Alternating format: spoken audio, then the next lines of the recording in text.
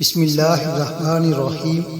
جب مصر فتح ہوا تو مسلمانوں نے ایک روز ایک عجیب ماجرا دیکھا کہ مصر ایک نہایت ہی حسین و جمیل لڑکی کو سجا سنوا کر دریا نیل میں ڈالنے لگے ہیں۔ مسلمانوں نے ایسا کرنے سے روک دیا اور ان مصریوں کو ساتھ لے کر فتح مصر حضرت عمر بن العاص رضی اللہ تعالی عنہ کی خدمت میں پہنچ گئے۔ سارا قصہ بیان کیا۔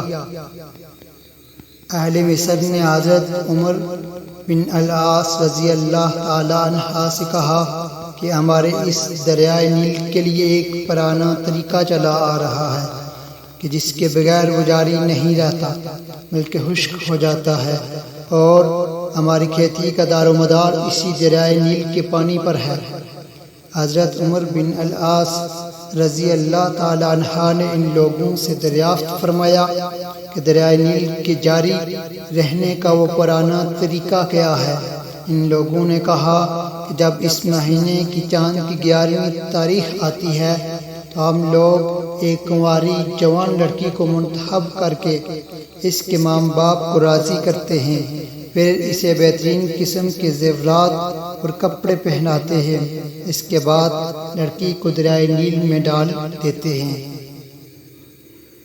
تاہم حضرت عمر بن العاص رضی اللہ تعالی عنہ نے اس کی اجازت دینے سے انکار کر دیا اور اہل مصر کو سختی سے اسے غیر انسانی ظالمانہ رسم سے روک دیا۔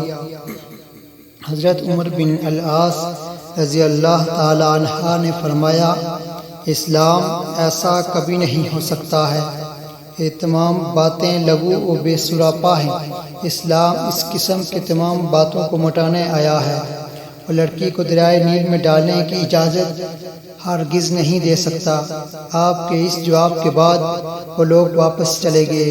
کچھ دنوں کے بعد واقعی دریائے نیل بالکل خشک ہو گیا، یہاں تک کہ بہت سے لوگ وطن چھوڑنے پر آمادہ ہو گئے۔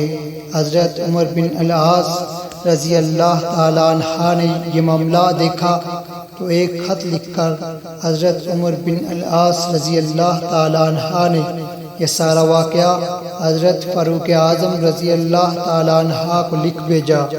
جواب میں آپ رضی اللہ تعالی عنہ نے تحریر فرمایا کہ دین اسلام ایسی بخشانہ و جاہلانہ رسموں کی اجازت نہیں دیتا۔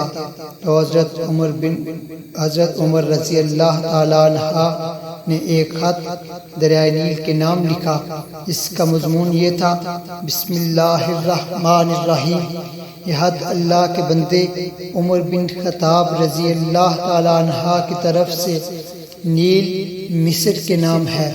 اگر تو اپنے اختیار سے جاری ہے تو بے شک جاری نہ ہو، لیکن اگر تو اللہ کے حکم و اختیار سے جاری ہوتا ہے تو پھر میں اللہ سے دعا کرتا ہوں کہ وہ تجھ کو جاری کر دے۔ اس خط کے ڈالتے ہی دریائے نیل بڑھنا شروع ہوا اور پچھلے سالوں کی بنسبت 6 گز زیادہ بڑھا اور اس کے بعد پھر کبھی نہ سکھا، اور مصر والوں کی یہ جاہلانہ رسم ہمیشہ کے لیے ختم ہو گئی۔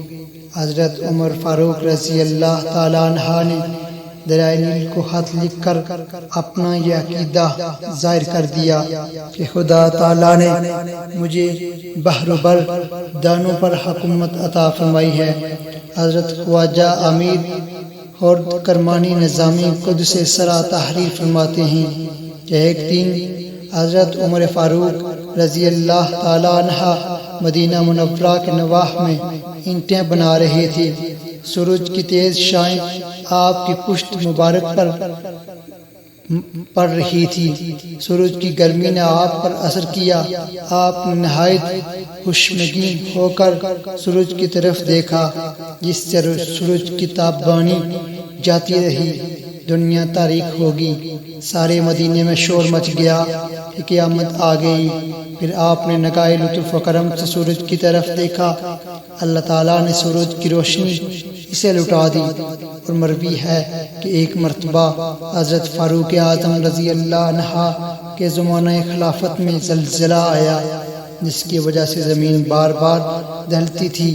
حضرت فاروق اعظم رضی اللہ تعالی عنہ نے اللہ جل شانہ کی حمد و ثنا بیان فرما کہ ٹھہر جا، کیا میں نے تجھ پر عدل نہیں کیا ہے؟ یہ فرمانا تھا کہ زمین ٹھہر گئی اور زلزلہ فوراً بند ہو گیا، اور آج تک مدینے کی سرزمین پر کبھی زلزلہ نہیں آیا۔